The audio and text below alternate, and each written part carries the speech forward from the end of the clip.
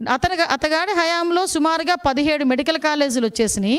ఈ 17 మెడికల్ కాలేజీలు ఉన్నట ఆ దారంటే వెళ్తుంటే సైడ్కి తిరిగి చూస్తే అక్కడ మెడికల్ కాలేజ్ కనిపిస్తే ఆహా అని చిన్న గ్యాప్ ఇచ్చి ప్రజలందరూ కూడా ఆశ్చర్యపోతున్నారట.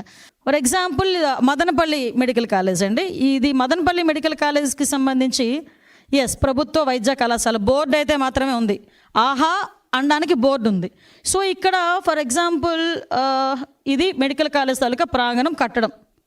ఓకే, ఇక్కడ మనం ఏమనుకోవాలి, ఈ పిల్లర్ ఏమో ల్యాబ్ అనుకోవాలి, ఈ పిల్లర్ ఏమో రీడింగ్ రూమ్ అనుకోవాలి, లేదు అనుకుంటే ఈ పిల్లర్ ఏమో ఒక లైబ్రరీ అనుకోవాలి.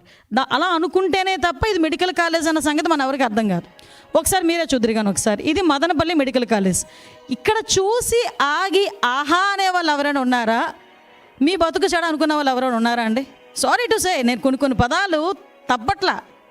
ఎందుకనంటే ఏందండి ఇది అంటే జగన్మోహన్ రెడ్డి మాయ చేస్తాడు, మంత్రాలు వేస్తాడని సంగతి తెలుసు, కానీ కట్టడమే లేకుండా ఇది కట్టడం ఉందని చెప్పి అది రోడ్డు మీద వెళ్తున్న వాళ్ళు ఆగి ఆహా అంటారు అంటే ప్రజలు ఏమైనా పిచ్చోళ్ళ? ఇది నిజంగా జగన్మోహన్ రెడ్డి ఆ రోజు మాట్లాడడం అన్నది నిజంగా చెప్పాలంటే ఒక రకంగా ఆయన గొయ్యి ఆయన తవ్వుకున్నట్టే.